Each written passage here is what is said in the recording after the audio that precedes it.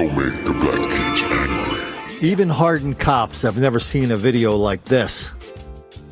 Cops chasing a couple fellas through the projects, all of a sudden somebody pops out and shoots the cop at almost point blank range. So I thought, this is a special video. It's going to require some special moderation. So I sent it to one of my cops. He sent me back a letter explaining what you're about to see. So why don't we listen to this video, and we're going to have the letter read by the great Willie Shields. I've been a street cop for 26 years. I use the term street cop because I've never taken a job that wasn't waist deep in the fray of violence and suffering that surrounds unknowing communities across the country. Communities that are only blissfully ignorant of the violence, danger, and horror that surrounds them on a daily basis. My entire career, I've either been in gangs, narcotics, SWAT, or on the road as a beat cop the entire time. I don't tell you this as a way of bragging, but just as a snapshot of my experience that it might lend credence to the stories I tell you. Foot pursuits are one of the most dangerous things a human being can do. We pay police officers across the country to engage in foot pursuits for us to keep the wolves from our doors. I was recently in a foot pursuit where I injured my hamstring.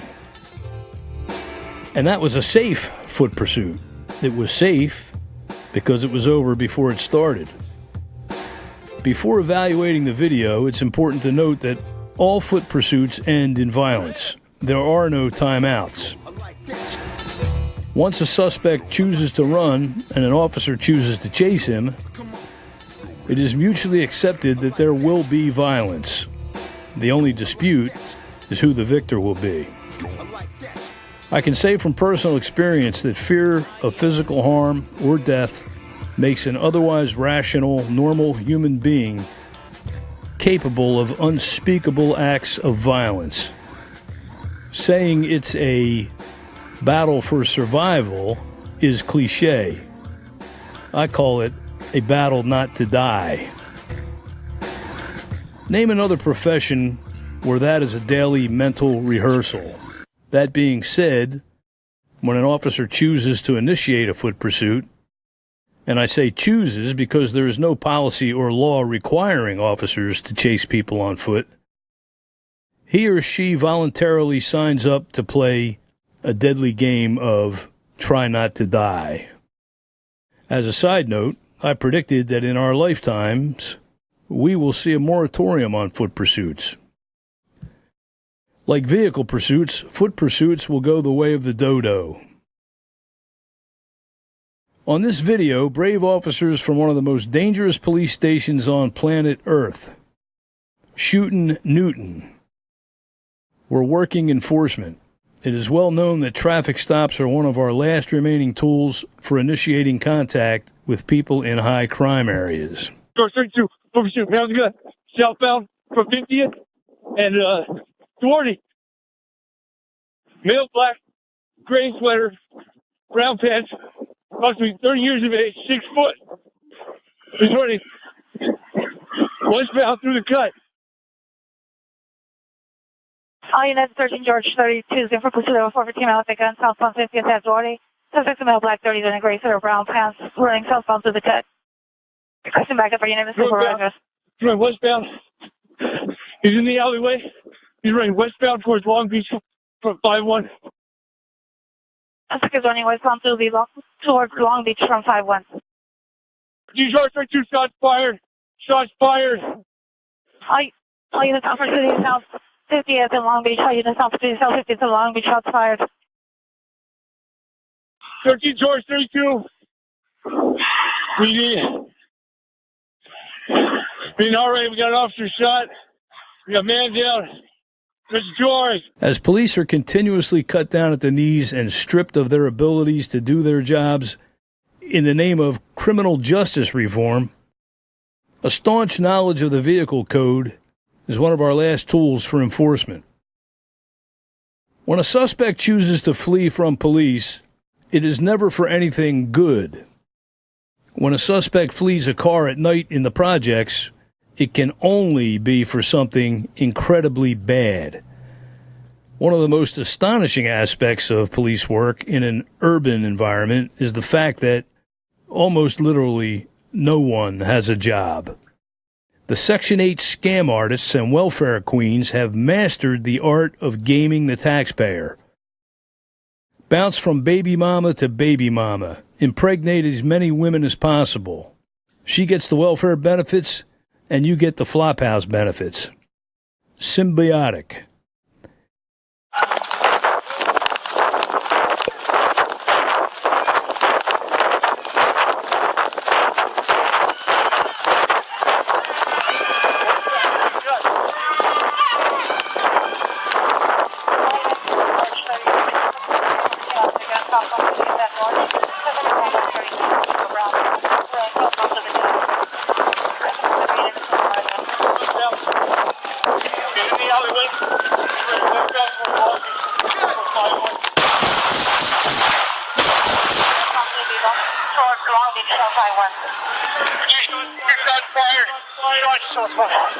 I'm hurt, bro, on my leg. You shot you? Long Beach, how you just have to be to Long Beach, shots fired. 13 George,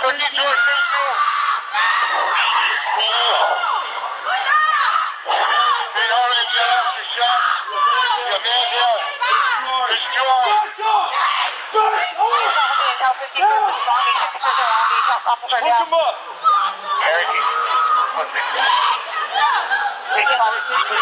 The other suspect. You got me square. He's right northbound.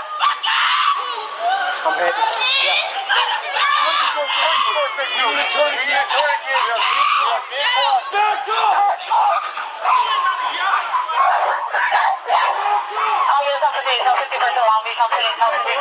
You alright? Hey, look at me. You okay? Oh shit. Hey, tourniquet, bro. Tourniquet right now. We got it. Hold on. That's up. Hold them down right now.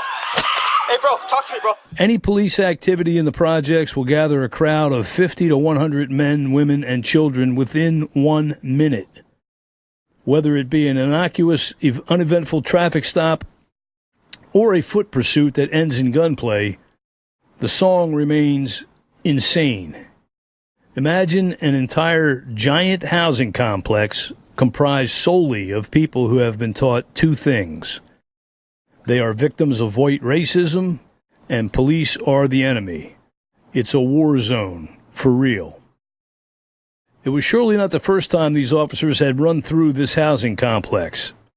They were well aware that a hostile mob would surround and videotape, albeit redundantly, their every move. 100 black George holidays looking for a payout. It's like being hounded by the paparazzi, only you're not famous, and the photographers want to ruin your life. He shot you?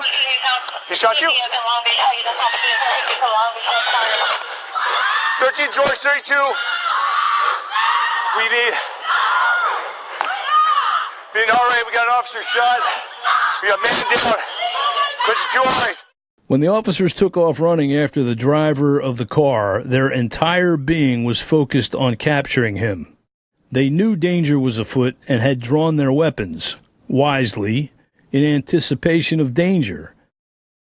Now, as a person with an astoundingly perilous resume and a trove of legitimate street experience, I can tell you the last thing these officers expected was an unrelated, unprovoked ambush. Tunnel vision is real. You focus on the person running from you. I can honestly say that in the hundreds of foot pursuits I've been directly involved in, I've never anticipated a third party to cut me off and start shooting me. I start every day of my life watching content posted by Colin Flaherty. 26 years of pent-up disbelief and anger are finally giving a voice through him. Even with a full career and a daily dose of reality from Colin, I can honestly say I have never seen anything like this video. There is a war on cops. A presidential administration succeeded in forever vilifying its nation's police while simultaneously granting blacks crime as their new entitlement. The vehicle was stopped for committing an overt vehicle code violation for no reason whatsoever. The driver fled from the vehicle with a gun in his hand, so the police chased him for no reason whatsoever. A third party intentionally cut off the police and began shooting a uniformed police officer. The wounded police officer returned fire for no reason whatsoever. An angry mob, in the middle of the night, mind you, swarmed on the wounded policeman and his partner. Obama phones glowing in the evening darkness, waiting to capture the footage that would be a payday for them. If you listen to the video, you can hear the crowd calling the officers motherfuckers whilst damning them to hell. You know, for the egregious act of shooting back at someone who was shooting you. I don't know how anyone even applies for this job anymore. I personally can't wait to get out. My friends worked that station with LAPD. My friend told me a story of fishing line being strung across the cut of the projects.